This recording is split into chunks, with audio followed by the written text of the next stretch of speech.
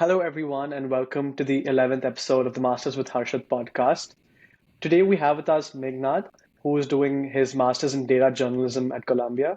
Welcome, Meghnad. Thank you so much, Harshith.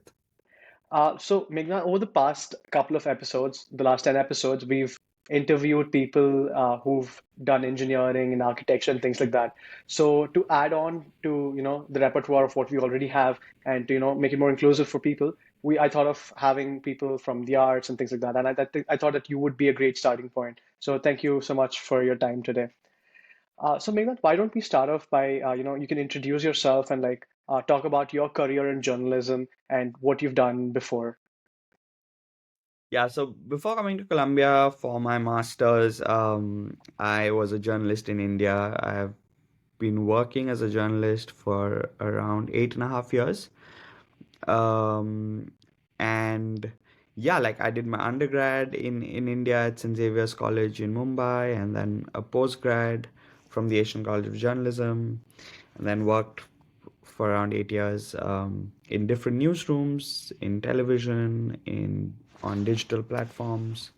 Most recently, I was at the Quint, and then I thought that it's a great time to upskill in data journalism because I mean, basically the program involves a lot of learning how to use coding and computation in journalism, and that's not something we see much of in India.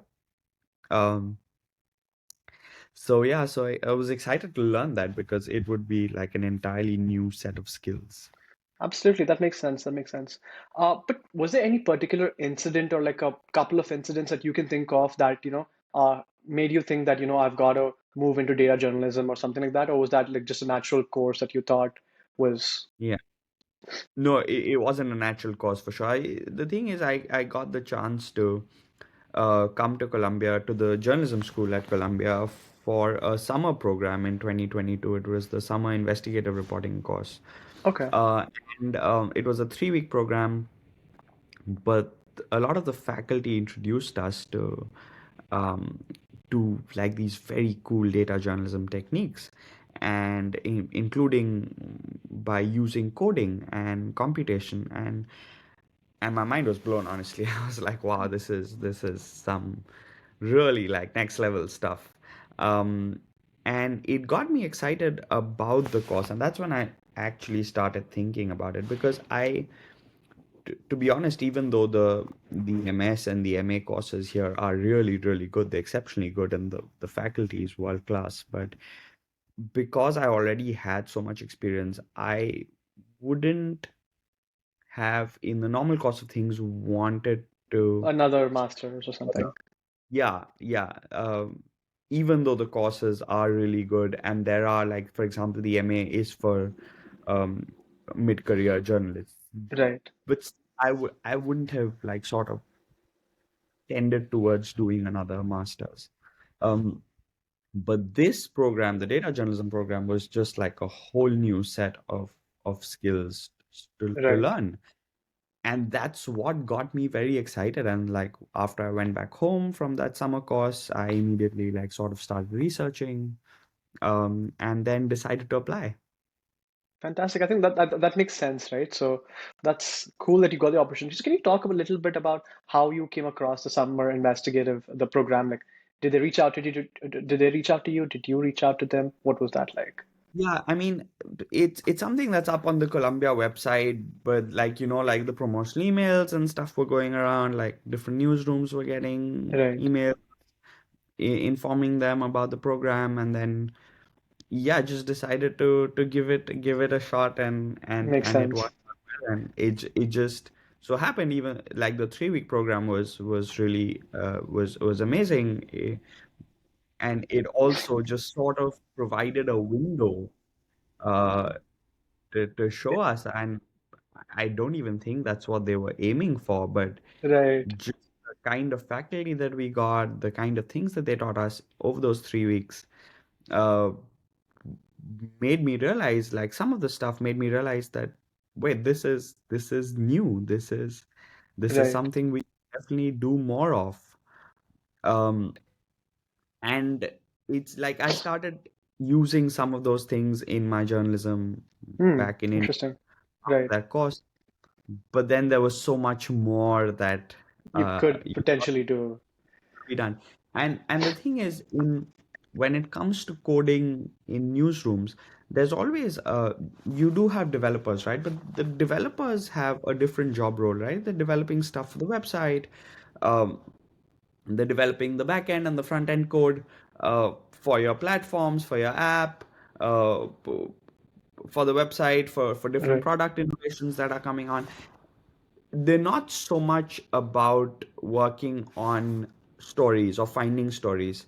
And the other problem is that even if you have very good developers, and we were fortunate enough in our newsroom at the Quint to have very good developers in the team, but the problem is that that their role is designed to focus on other things, right? Their role Right. is designed to focus on product and front end and back end. And the second challenge is that there's always going to be a language barrier in terms of Absolutely. an editorial resource will not be able to explain what is required via code, and the developer resource will not be able to sort of put forth what is required editorially, right? So Right. there is that inherent Gap. mismatch. Right. Um, and the only way for that to be solved is either the developer becomes editorially trained or the Editor editorial becomes. becomes coding trained, right? Correct. And I just feel as a reporter, as an editor, as a journalist, I just wanted to have those skills so that Makes sense. like I could make my way about doing a lot of those tasks myself. And now with stuff like ChatGPT and the other and Copilot and the other sort of like AI enhancing AI powered tools, there's always ways for you to figure out like how to improve your code or how to fix your code. Makes But at sense. least you need to know what you're looking for and Absolutely. Absolutely. how you want to go about it, right? Correct. I think that makes a lot of sense. Even right now when we talk to data science students particularly, so they know data, they can understand things, but like you said, there's always going to be the bridge between a particular industry and like your technical skill set. Like how do you translate that, the multidisciplinary nature? That's, I think, very key to what you said. That makes a lot of sense. Yeah, absolutely. Like sorry, you go ahead. I think you had a No, question. no, please. No, no, no. Nothing, nothing. You can complete. Yeah, absolutely. What I mean is that, look, the thing is, data journalism, and I get asked this question all the time, like, what's the difference between data science and data journalism, right? Data journalism, the way we approach computation or coding or any of that, is to help us do journalism, right? Right. Like, Correct. it is an additional tool in the service of journalism. It's not coding to develop an app. It's not coding. I mean, you could use those skills to do that, but Right. what we're learning, the reason we're learning it is It's for how can, journalism in itself. yeah, to find better stories. And I mean, Right. there is a small focus on making the stories look better and visualization and all of that, but that's not the primary thrust or primary focus of the of Correct. the primary focus is how can we use it to find better stories, to tell better stories, to discover better stories, right? And Absolutely. important stories that need to be told, but which would otherwise be without beyond your resources, because if you were to do it like using like just plain human resource in terms of Right. just manually going through lists, or like instead of scraping a website, or instead of using an API, if you were to manually start like looking through hundreds of Correct. URLs, you Right. wouldn't have the resources to do a lot of these really ambitious projects. Absolutely. Those ambitious projects could be telling very important news stories.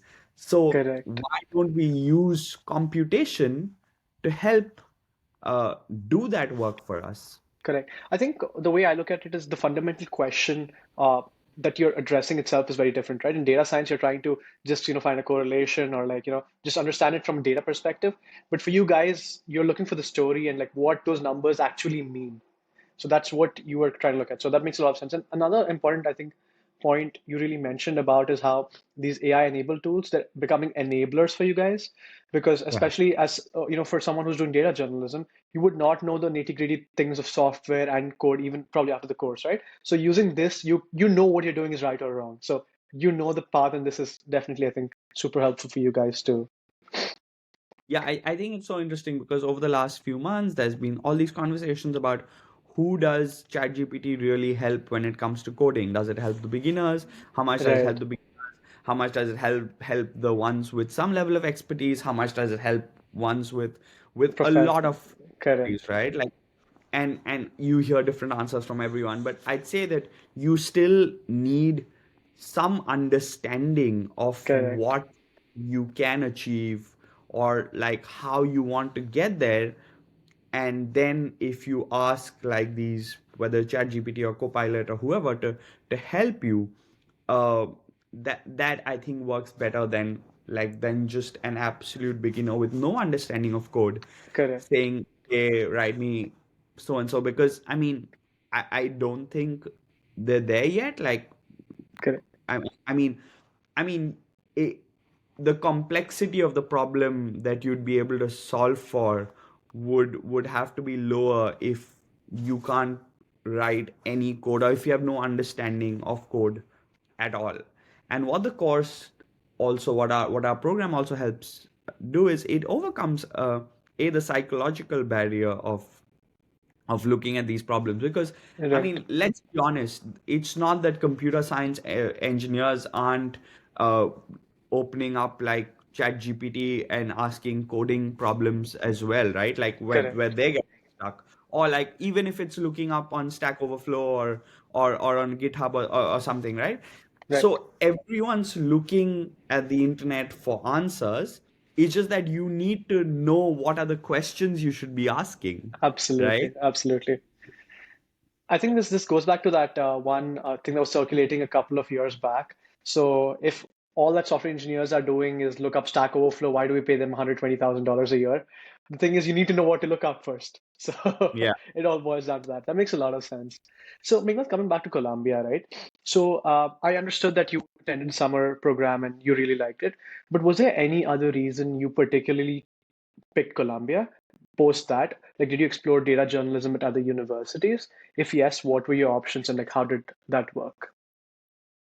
So there are a few universities across the US which have like data electives or data tracks in their regular journalism program, but that's just Hmm. like basically the option of choosing a few electives that are data related, right? But Right, from my research, I found two prominent, like hardcore data programs, which were data journalism programs. right.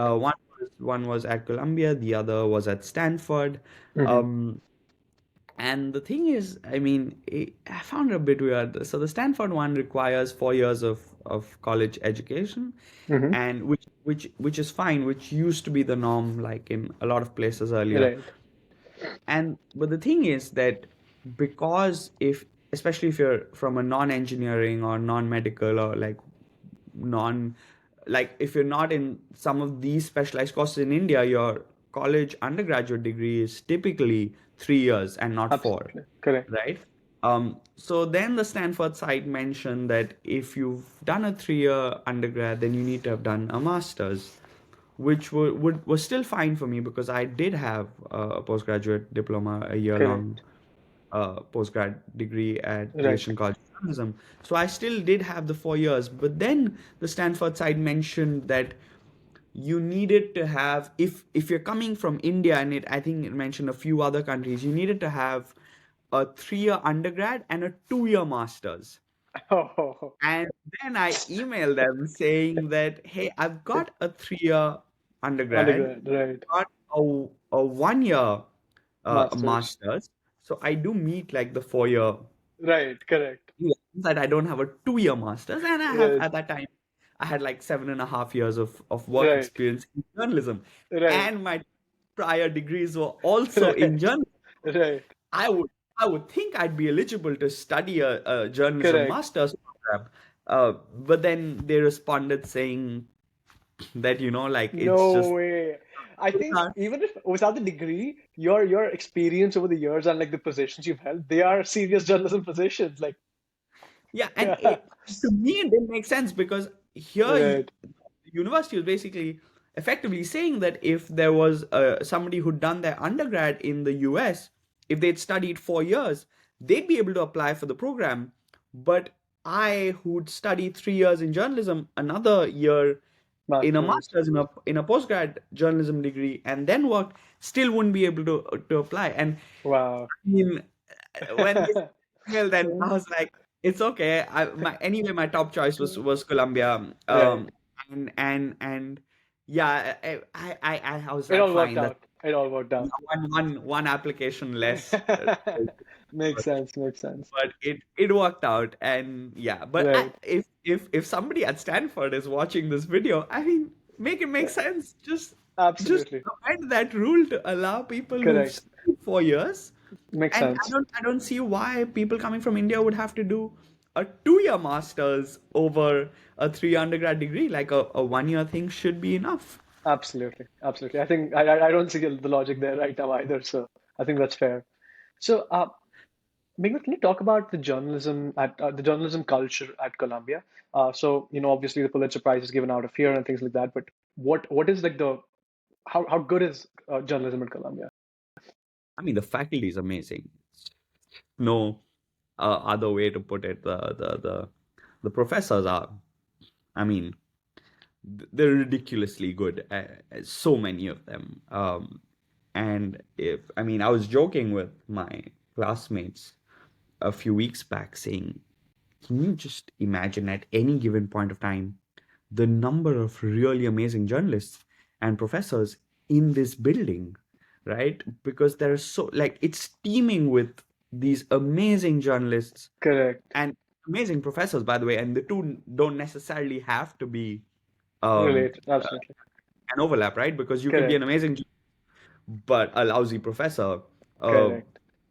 I don't know if the other, if vice versa would hold or not, but there are so many really amazing professors. Like we had, like I'll give you a couple of examples. We have Sure. Jonathan Soma, and you should look him up because I mean he's basically does a ton of coding related projects. Okay. Uh, Interesting. yeah, we call him Soma, and Soma has these has this amazing style of teaching coding.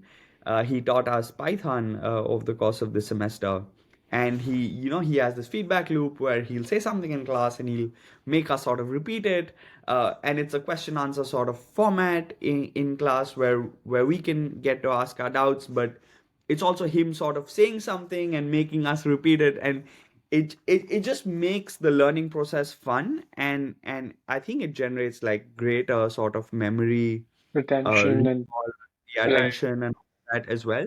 Makes um sense. and the style of teaching, we have another professor, Drumil Mehta, who took a data journalism reporting class with us. Their styles of teaching are so good, um, that that over the short period of time we've been able to learn so much. And a third professor who I'll want to name is Jonathan Thurkill, who by the way is a poet and a data scientist. Wow. So yeah, amazing combination. Right. So Jonathan Thurkill and Jonathan Soma, the two professors who were teaching us coding, they managed to make us learn so many new things, from SQL to Python basics to scraping using Playwright, and stuff like just so many things over the course of a few weeks Right. in the fall semester, that yes, it was very overwhelming. Yes, it was very rigorous. But at the end of the day, it's not that I remember everything they've taught this semester, but I Correct. know that I will be able to sort of like, I know where to look. I Makes know if I'm sense. stuck, do I go back to a previous notebook? Do I look it up on ChatGPT? Do I Right. Google it and check up Stack Overflow or GitHub?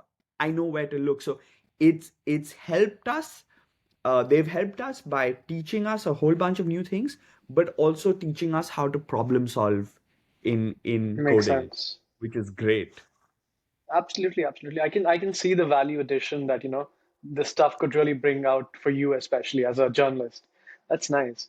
So, Meghnad, what was the application process like for this particular program? Because I think a lot of people who are watching this are already interested, who are going to watch, are going to be super interested in understanding how can they get in. Do you need a background in journalism itself, or can you also be a computer science guy who's like, okay, I want to like look at things from that perspective. Can I also apply? How does that work? Yeah, I mean, the data journalism program specifically has like our class has career changers. We've Right. got somebody who is teaching, I think, teaching economics. Wow. Yeah, yeah, definitely like studied economics. I think was teaching economics was the subject she was teaching, but is switching, wants to switch to Right. journalism. Classmate who's a computer science grad from Cornell, who's now switching, is a career changer, switching Right. to journalism. We have journalists who want to pick up the coding part Right. of it and figure out how to use that in journalism.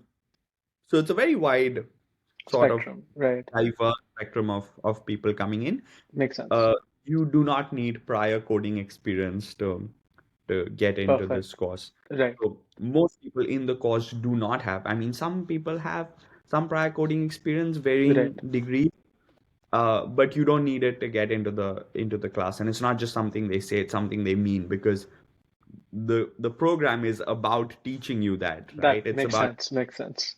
It's like if you were to get into an undergrad computer science program, I mean, undergrad computer science degree or a program, Right. and if the prerequisite was that you already know like a No. ton of Right. coding, right? Right.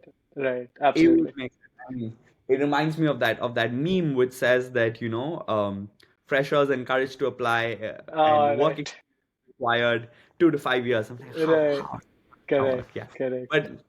but yeah, so definitely like variety of career paths. You just have to showcase an interest in doing journalism, why you Right. want to do journalism, what brings you, what excites you, what motivates you to be a journalist, Right. and yeah, and then it's just like a regular college application.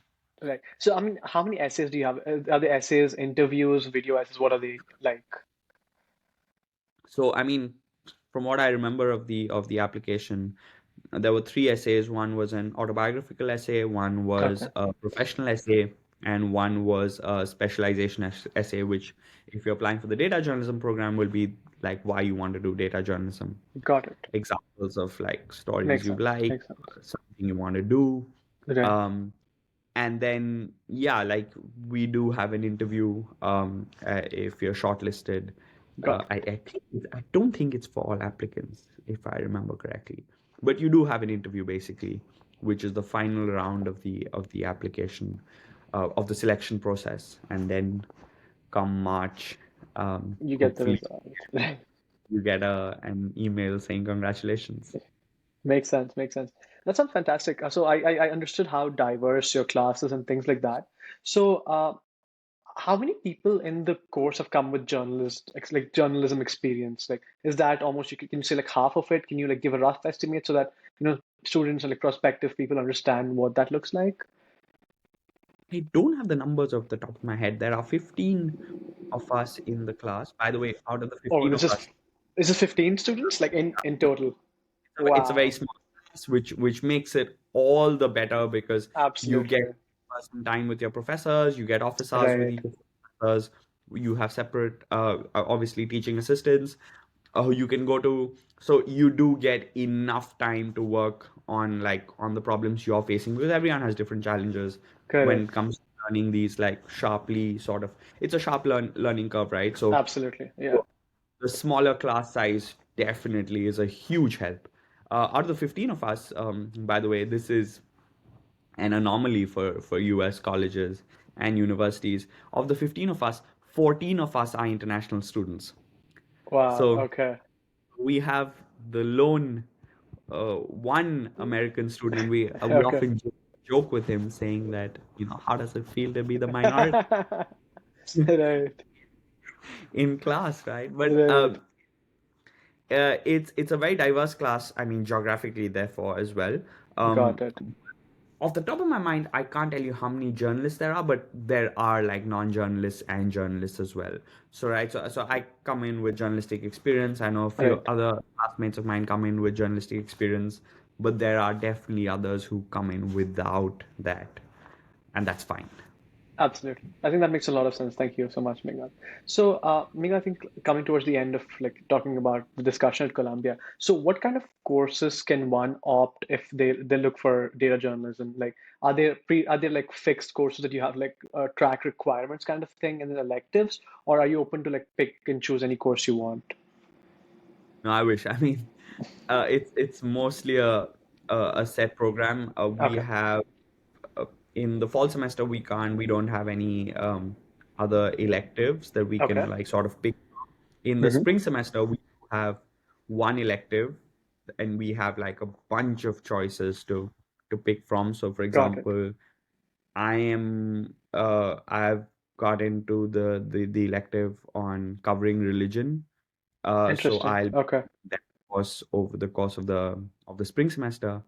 And in the summer semester, we also study over the summer. It's a 3 semester program. Got it. Uh, I I do not think we have another elective as well. But basically, it'll be one or two electives over the course of the Got it. year. So the course is looking like fall, spring, and summer, is it? There's no another fall after that. No, no. So you Got end it. in so that the new batch can come in August. And Oh, I feel it's a better thing because I right, mean, would you want to go out and intern or work over the summer, then come back and then again study over fall and then graduate in January? I mean, it just get done with the course makes sense. and get going. For us, it makes sense also. Like it'll be great because we graduate. I mean, hopefully it'll be great if we land up with good job opportunities or internship opportunities. But we'll end up we're basically graduating in August, which Right, would 3 months before the election, just around 3 months before the presidential election in the here. US, So right. a very exciting time news-wise Absolutely. Correct. to hope into the industry. Absolutely, absolutely. I think there will be a need also for like, especially data journalists to come in and like, I can see what you're talking about. Whole class hopes you're right. You guys have my support. You guys do great jobs, I'm sure. So, Meghnad, what is, in your opinion, right? Like coming back to the broader topic of journalism. So, for data journalism, what are the biggest challenges that we see these days, and what are the opportunities going forward? As you know, a lot of data is collected, generated, and like data sets are available outside. So, how do you look at it? I mean, one is the news industry overall is struggling, right? Like its revenue models are, I don't know if they Consistent, exist.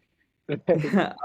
I mean, yeah, like sure, the New York Times can have like millions of subscribers, but like Right, smaller news organizations are struggling. right, Um, I mean, obviously, Facebook has stopped being a large sort of traffic share for correct, newsrooms because how Facebook just prioritizes friends and family in their feed. So you don't get as many page views from Facebook as you would a few years ago. right. Um, and the Googles and Metas of the world are taking up so much of the revenue that independent newsrooms are struggling. I talking about the ad revenue. Is that what you're talking Yeah, about? ad revenue. Yeah. Makes sense. Makes sense. And so I mean, yeah, reader supported models may be the future. That's what like people are putting their hopes on. Makes Um, sense. Subscriber or subscription models, but I mean, it's a challenging time. It's definitely a challenging time Correct. to be in journalism, but Right. it's also like one of the I mean, journalism's always been important, but right now it is so fundamentally Absolutely. crucial to our democracies that we have a healthy and a free media.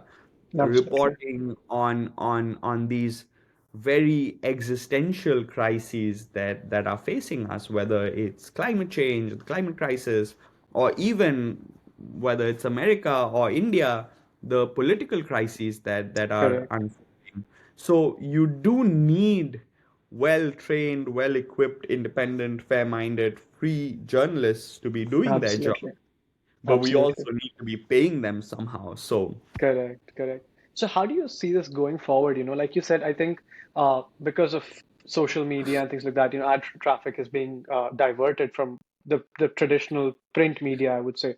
So do you see future media being completely digital only and print kind of dwindling down, disappearing and things like that? Or how do you see that? I mean, print is anyway going down, but Right. even for even for organizations to sustain themselves online, they'd still need money, right? Like they'd still need Absolutely. revenue, right? So, Correct. so the thing is, I don't think it's so much a question about print versus digital anymore because print is anyway going It's an old story. It's done. Right. going away, right? Like Right. it's I mean, few and few. How many of us honestly like open up a physical newspaper Absolutely. and Absolutely. I don't think it's been a while. Yeah. exactly right? So Yeah. the question really is even to sustain yourself online because the thing is it's not about publishing. Yes, you can sit at home and make up a website and publish anything Hmm. for like barely any cost, but that's not where the costs come in. The Right. costs are, say, reporting. You need to send your reporters out. Right. You need to have them travel. You need to have like pay for their travel, for their accommodation, for their reporting expenses, right? And the more Correct. reporters you have, the stories you have. If the reporters are just going to sit in New York and DC, you're just going to get stories about New York and DC and stories that are made by phone calling or like Zoom recording people. Right. Um, but unless you have them hit the ground, go to places, you're not going to get that wealth of stories that you want, that Absolutely. readers deserve. Um, and that requires costs, right? Investigative Correct. journalism requires costs where you spend months at a time uncovering a Correct. real important story. And it looks good when the Hollywood movie gets made like several years after that. But what about the costs that are required to That. get that investigative Correct. story to happen in the first place, right? Right. Absolutely. You need to pay a whole team of journalists to be Correct. doing nothing else apart from that one story for months at a time, Correct. right? Absolutely. So those things require money. Correct. So I had another question, So what do you think about the long form of journalism, the short form? Because people these days are consuming really quick bits, right? Like especially things like in shorts are becoming really popular. Like one headline, three, four sentences below that next story.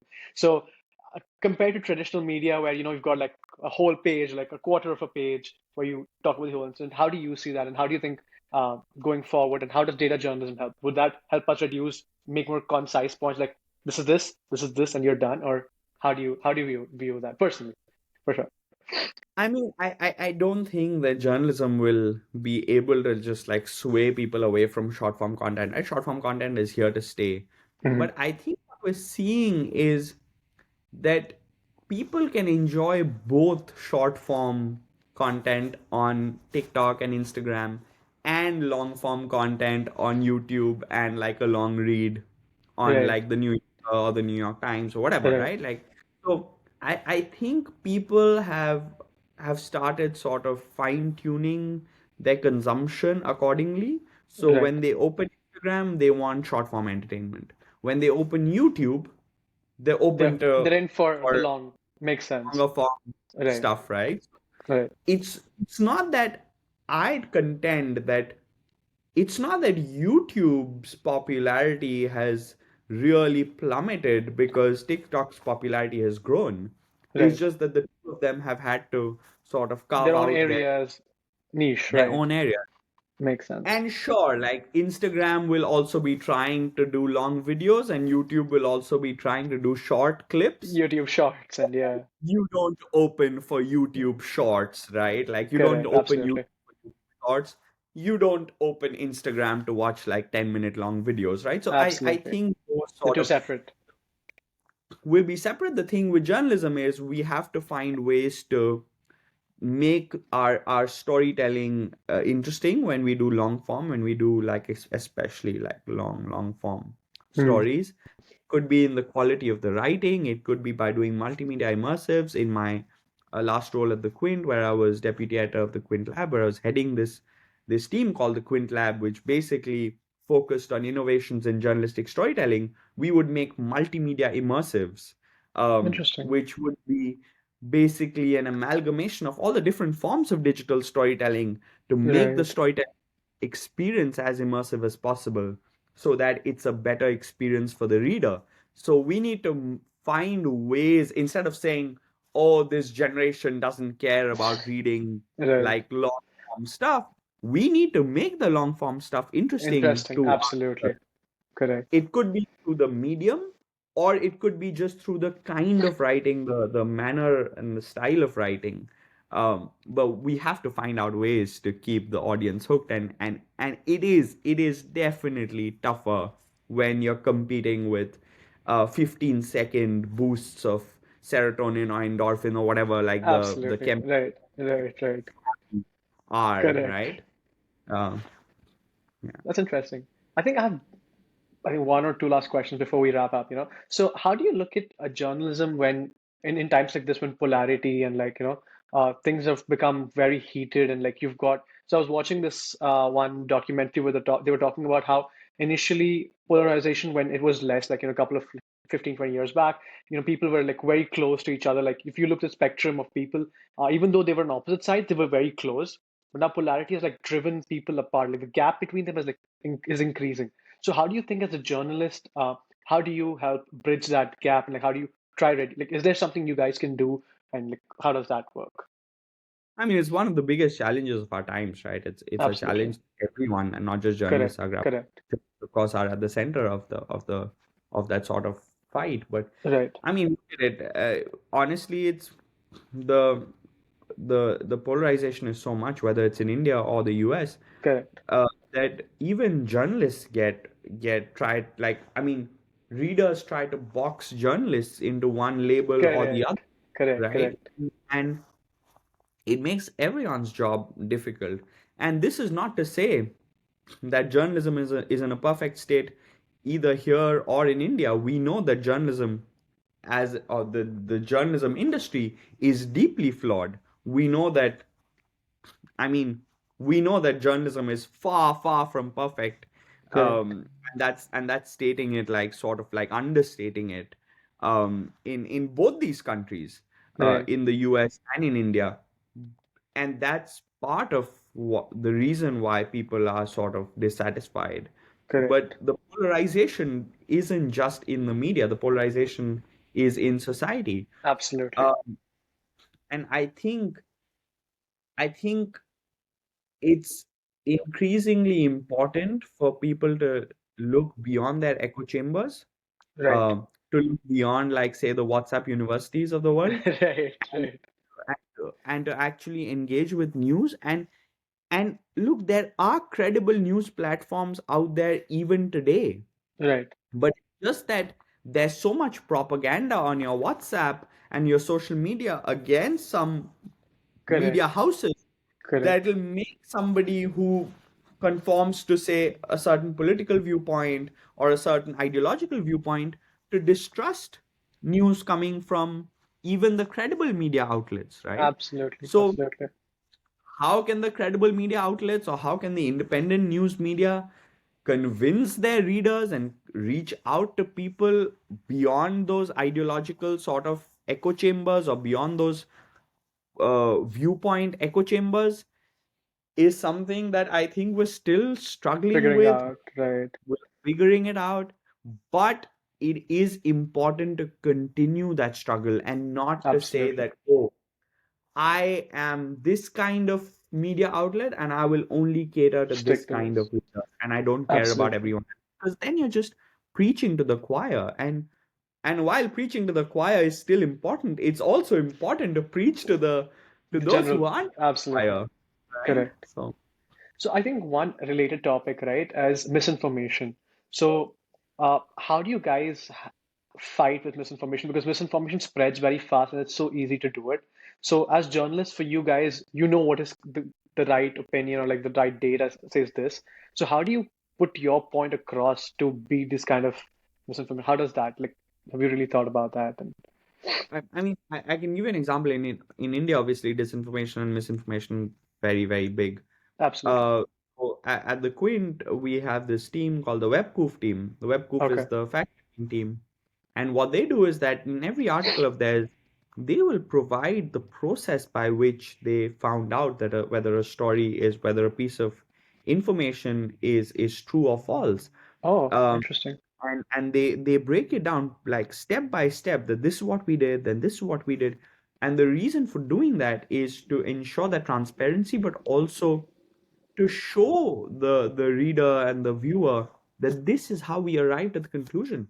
We're not just like looking at some information and telling you, yes, it's true, or no, Hmm. it's false. But how do we know The whole that? process, absolutely. So, I mean, if you want, you can follow these steps and find out whether Correct. we're truth or not. So, I think that's one very important thing. The other thing is obviously to increase media literacy. Hmm. So, for example, there's this project that I was part of a team that worked on it while I was still at the Quint. Hmm. Uh, there's obviously a rise of misinformation and disinformation that's using AI, right? Right. So, Correct. include, including the sort of AI generated images which are being shared as real images, right? Like real Correct. photos. Correct. So we developed a cheat sheet, a guide, and it was a multimedia immersive. So if you go Hmm. to that page, you'll see that we're giving examples of AI generated images, but we're also telling you how to spot the Absolutely. hand, six fingers, right? Right. There's one part of a photograph which is completely in focus, and then another part of that face or that photograph in the same area which is Right. completely out of focus. Right? So Correct. you look at those small like sort of telltale signs, and you say, yeah, wait, maybe this is AI generated, Right. and we give that sort of guide. So I think one part is news organizations doing these fact checks Right. and doing it in as explainable a manner as possible so that people can repeat the process if they have to. And the second part is for news organizations and others, honestly, to conduct media literacy programs, fact Absolutely. check programs, so that Correct. people can be more aware of the news that they consume. So that next time your family member sends you a message on WhatsApp, you think twice and you figure out, is there a way to fact check what my uncle sent me? Right. Absolutely. I think it's very important, and it's not just the job of the government to do media literacy, right? And for obvious reasons, but it's also important that we as a society also focus on media literacy and identifying misinformation and disinformation and doing our bit. So, coming back to your particular career and your thing. So, what are your plans after Columbia? So, how does your career trajectory? So, you've already been a deputy editor now. So probably in a couple of years you'll be an editor. But how does it look after that for a journalist? What does that look like generally? I mean, honestly, I still haven't decided Okay. on how I want like post Columbia to go. But yeah, I Hmm. mean, yeah, sure.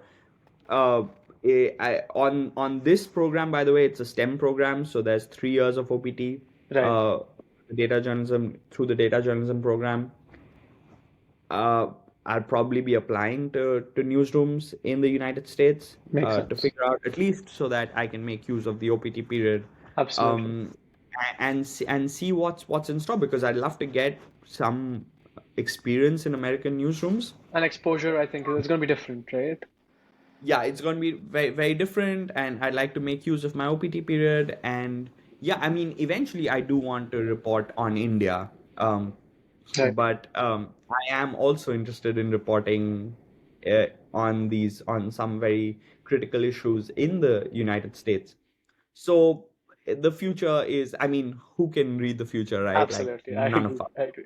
Absolutely. So it's an open road. I'll be looking forward to gaining some experience, hopefully in American newsrooms. But one can never tell with an industry like Correct. journalism what kind of opportunities will be available, whether you'll definitely be able to crack those opportunities or not. Right. But the one thing that's good is that this is a set of skills that will be in demand um, in some newsroom or the other. Makes sense. So given that there aren't as many data journalists or data equipped journalists out there. There are a lot, mind you, there are a lot of data equipped journalists, but I'd say that the industry definitely has room for more. So whether it's India or the United States or anywhere else in the world, there's still definitely places that data journalists could go, newsrooms that I hope would be looking for them. Absolutely, that makes sense. So, coming to the last question of this interview, Meghnad. So, is there any tips or advice you'd give to budding journalists or even those who are considering to move in journalism at this day and age? It's a it's a challenging field. It's a Absolutely. field with I mean, honestly, lower financial remuneration than um other fields, like, I mean, compared to engineering and stuff. Right. Yeah, sure. I mean, pretty much everything seems of lower pay. It is a field with these challenges, but it's a field also that's very rewarding. It's Absolutely. you're doing a so you're involved in an industry which is completely vital to the functioning of a democracy, of a I healthy think democracy. of a society in general, like it's super important. Right. Right? Because you get a chance to spotlight untold stories or underrepresented issues, underreported themes, Right. and I'd say yes, the pay needs to get better. Journalists need to have greater job security and all of that. Right. But all of that said, it's definitely a very, very important time for journalism, and therefore an important time to be a journalist. So if that's something that Absolutely. excites you, if that's something that you feel like is your passion or is your calling, then definitely, like, it's challenging, but it's, I would say, speaking about my own experience, it's definitely worth it. Makes sense. Makes sense. Thanks a lot, Meghnad, for your time. This was fantastic. I think I went off the questionnaire that we really prepared on because it was really interesting conversation. So once again, thank you so much, Meghnad, for your time, and thank you for everyone watching this as well. Have a good day. Gotcha.